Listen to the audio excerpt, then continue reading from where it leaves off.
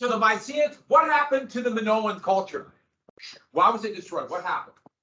There's a couple different theories. What was one? Yes. Yeah, the Mycenaeans just attacked and took them over. That seems a little bit unlikely. What's the other one? You remember? Yeah, volcanoes. Then the Mycenaeans came in. But you can imagine that weakening them, but there also came a time of invasion and various other things. And what were the Mycenaeans known for? First off, what was the great sport they did that we're doing at the assembly? Yeah, I'm looking for volunteers. Wait, have you played? Yeah. The bull leaping is going to be, I think it's an Olympic sport next, so I'm not sure. I hope it is. I'd watch that. For the chance of blood. And well, since you already have the snake goddess here for the Minoans, I want to ask that question. But some of the things the Minoans were known for, like what do we know about their architecture? What did they do? What was the great building they made? The great, yeah, Knossos. And it was designed to withstand, we say, what? There's yeah.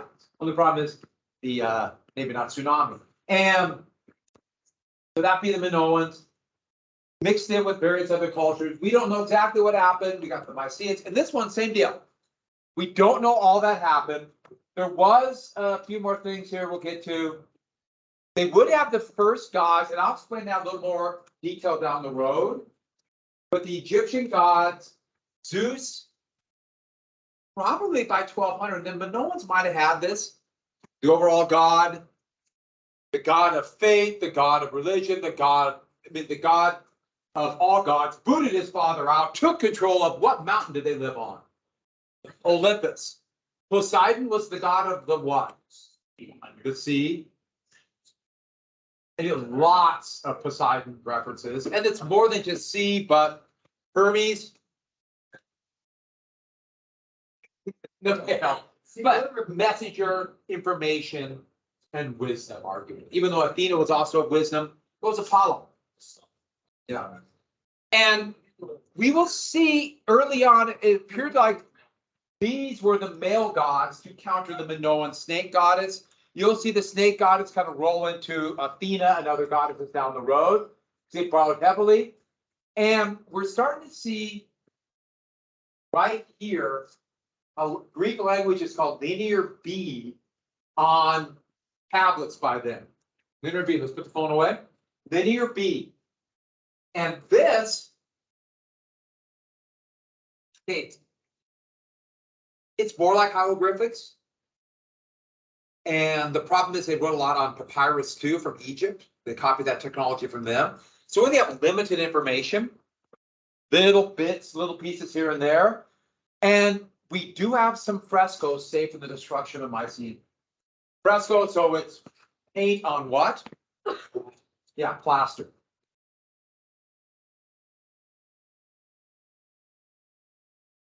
There's also a lot of ivory and stone monuments. Here's stone.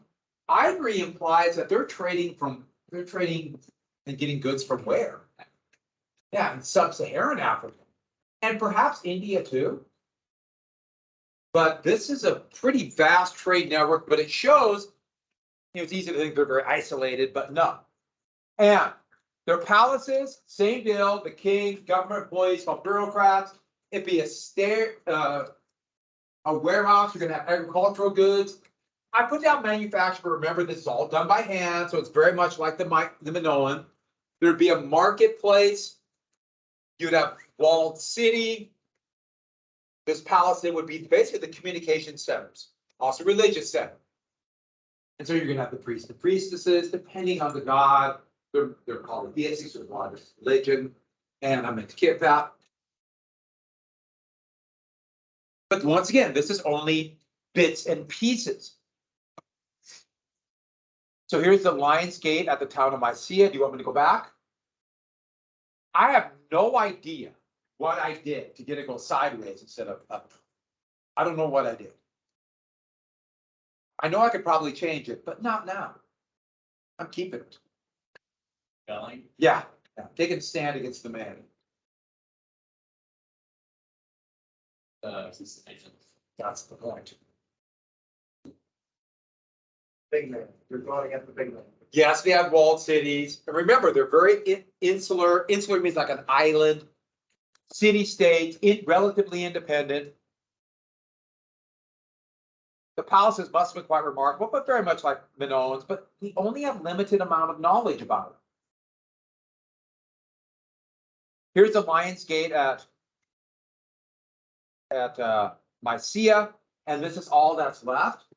But it's hard to see it. Can you see the lions? Let me turn the lights off.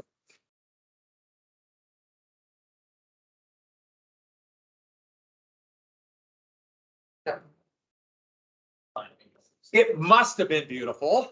We just have little bits left of it. But then somewhere around here, there was an invasion. Don't forget, the same thing happened every place else, which all the Mycenaean palaces were destroyed. 10% of the population survived. So meaning there must have been a combination of death, famine, or outright killing, enslaving, famine, and then a lot of people just moving. Athens survived, and that's going to give Athens a leg up. Also, some places in Peloponnese, that little kind of weird peninsula on the bottom of Greece would survive. And so much of the trade, art, and culture we don't know. We just have ruins, bits, fragments of it. And out of that, we get the gods and the legends and these fragments and the great stories, which one I'll tell you after Engineering Empire, like the story of Troy. So this is going to be the legendary Greece. And when we think of ancient Greece, once they have a language and all these great tools of language by 700 or 600, 500 BC, their gods, their legends will be from this memory of the Dark Ages. And one more thing we do know, it's called the Pylose Tablets. So there were coast watchers that were positioned in, and this is one of the remnants of one of the tablets, these little huts along the coast. And they were clearly positioned there for watching for potential invasion. And they warned about invaders. And so we have elements of these tablets. You see the linear B on it that told that invaders were coming. So clearly this was a long-standing event that must have taken years to happen. They knew it was coming. They're invaders. They're worried about it. They warned about it, and the invaders came. So we knew that happened. There weren't. So it's one of those mysteries. Yes, Egypt fell at the same time. The Hittite Empire. This was a massive attack, and so they swept in here and around here to Egypt. As you can see, they used massive arrows and attacked well into what is now Italy, into southern France. And so these are going to be the famous sea peoples. And they were, you got rid of the Egyptian Empire collapsed, the Hittites, that's the line through it. Get it how I did that? Pretty clever, huh? Thought of that one myself. And yeah, they were raiding parties, but pirates, they hold people for ransom. They push people to the interior. This massive disruption that all the old ways are going to be lost, all the palaces destroyed. That's why we don't know anything. But out of this invasion, all these myths and legends are going to come through. Elements are true, but those who survived kept and recorded it. How did they do that? With their amazing memories. And so after this, we'll turn what's called the Dark Ages. And it was during the Dark Ages in Greece that we'd see the beginnings of the end when iron from the Hittites. Oh, almost forgot something.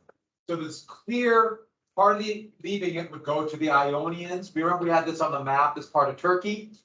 And it was there that iron from the remnants of the Hittite Empire arrived to the Ionia, spread to Greece, and you see the beginnings of the end of the Dark Ages. But this dark age, I'm sorry. This Dark Age, this would be the end of it, the time of the myths and what we know about their religion. Then would be embellished and adapted throughout these eras. I like this map. Oh, I got the Dorian invasion on the black here. So let's get right here. Dark Age oral tradition. The Dorian invasion is supposed to be after. Sorry. So somewhere in here, story of, weren't we great? Back then, remember when things were so much better? Look how great we were. Yes, we're destroyed now, we live in ruins, but we were great. This dark and glorious past, spread by these minstrels. Minstrels mean, so they would spread these stories, epic stories, and of course, embellish them. I mean, if you're going to tell stories to people around a campfire, you'll figure out what they all cheer for, and you'll say, oh, I'm going to get more stories like that. These great heroes that could fly and have great strength. But a minstrel, how do they spread the information? What do they do? Well, they walk and then they don't quite tell. They sing. They sing. And they must have had incredible memories. And these stories would eventually be transcribed by poets and others, most famously Homer, 8th century BC. This is from the margins of a medieval Bible from about 1350. They had no idea what Homer would look like, but they wrote Homer. There's a statue of Homer, same deal. Close enough. They kind of winged it. They assumed Homer, he must have a beard, right? I think Homer had a beard. He transcribed these, most famously the Iliad and the Odyssey. Some of you had to, have anyone had a class where they had to read that? Parts of it? Yeah. A few classes? What class was that? Read the Odyssey. I went for the Odyssey maybe a couple years later. I think it's kind of hard to read. It was like some sort of. So we read about Odysseus and expressions.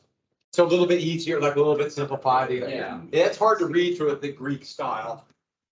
But these were written at the end of the Dark Ages. And the thing about it is they can memorize thousands of lines. But I think all of you probably know that. Think about a song you like. You might not be able to say the words right now, but once people start singing it, it's amazing how the words all start to come. And that's how singing helps you remember. You put it to a meter, you put it to music. Okay, if you're tone deaf, I'm sorry, I can't help you. But if you're not, it's amazing how many songs I can remember when I was in high school back in the 40s. And I could remember those songs, like the Chattanooga Choo Choo and things like that when I was a kid growing up. Scary things. I do remember. 1942, 1943. And you will be like that too when you're old like me someday. Huh? About 4 or 5 more years, yeah. But no, plus 1 year nuts. But that's how people remember. It's really hard to remember things from scratch. But there's also something else you need to understand. And I'll emphasize this as we go on for the rest of this semester. They had amazing memories back then. So much better than modern humans. We're not even in the same realm for memories because they had to know stuff. They had to know. Technology does what to your memory? Destroys it. So older generations have better memories than the future generations. My memory is significantly better than yours, probably. And I'm not saying that because I'm here. In my day, we went uphill 17 miles through snow. And I was thankful. No, because I had to know more. I couldn't just look it up. So I had to know more. No, it doesn't make you smarter. Does not make you smarter. But it's nice. Think about it. If you're having an argument with somebody, you can remember something you don't know. But more than that, obviously. And you're probably got better memories than the next generation below you. Earthquakes are bad. Huh? Earthquakes are bad. Say it again? The earthquakes are bad. Earthquakes are bad. Oh yeah, they're shaking. So I will come back to that. Memories. What can we blame to the beginnings and the end of the memories? The printing press. So they're polytheistic, the gods, and These are some of the main gods. I will give you a little worksheet down the road for the gods. We'll do one more thing. But we're gonna watch a short little video clip that I watched it before and I found it again. I was very happy. So about Homer and the gods and what they did. And so we just jot down a couple things as we watch. I'll tell you what you need to know.